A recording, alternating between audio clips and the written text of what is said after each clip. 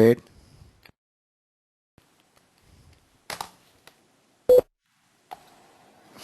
Hello, this is a brief presentation of the dashboards and the graphs which have been prepared for the various companies. So I just how to exactly access it. You'll be given a link like this. You have to choose the project. You have to choose the username, which is admin, and then login. And then say I look into this first dashboard, which is going to be given to you as a link.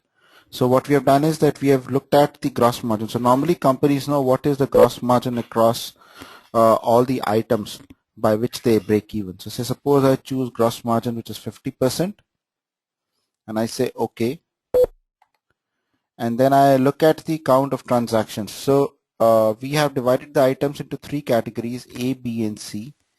The A is set to be 60%, B is 30%, C is 10%, depending upon the cost of goods sold. And this cost of goods sold has been calculated over using FIFO over historical time periods. So using this gross margin of 50%, we say get say number of transactions which are for item number C, which are 60 transactions, and I click on this and I know for each item how many transactions have taken place which have a gross margin below 50%. Drill down and I know it by month, and similarly then I can go drill up.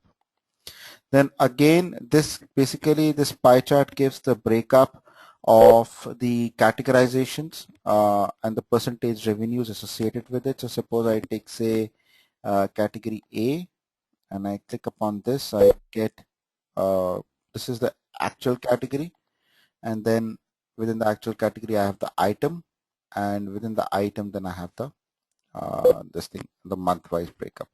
This is the percentage as well as the count of transactions. The next one, I go up here. So if the report doesn't matter, so I simply click up on the markup and the gross margin analysis.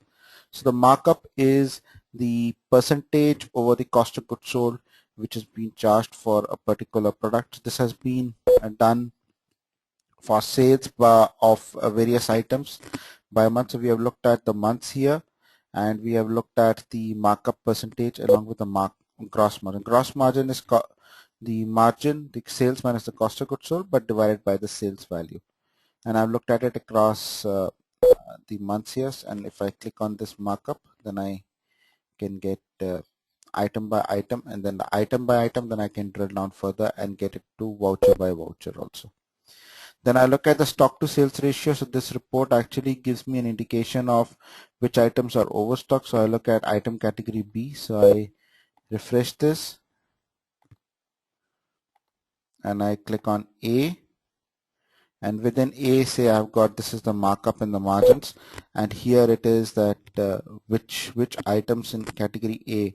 So anything between 3 and 4 is the right stock, anything above 4 is the overstock, and anything below 4 is below 3 is understocked. Then I go on to the next dashboard, which is going to be this eminent BI report. And in this particular dashboard, what we have done is we have looked at the percentage gross profit and the percentage sales, this thing by the month. So I refresh it again and I click May. So here I get by categorize, which is ABC, and we have set the ABC based on perpetual FIFO. What has been my gross profit across percentage gross profits. I can drill down by item and then drill up by the month. Similarly, this is the sales percentage by month. Then what we do is this is the historical load of the items. So we based on historical load we have classified them on ABC. So I get say 222 items, and this is the total counts, and then I can actually look at the items. And this is a graph which actually shows the comparison. So we have also done a moving average evaluation. So the FIFO was based on the perpetual FIFO, while the moving average was based on periodic moving average. So this graph shows what is the difference in the valuations based on that, and you can click on this graph and actually drill down to that particular item. With this, I come to the small presentation on this thing. Thank you.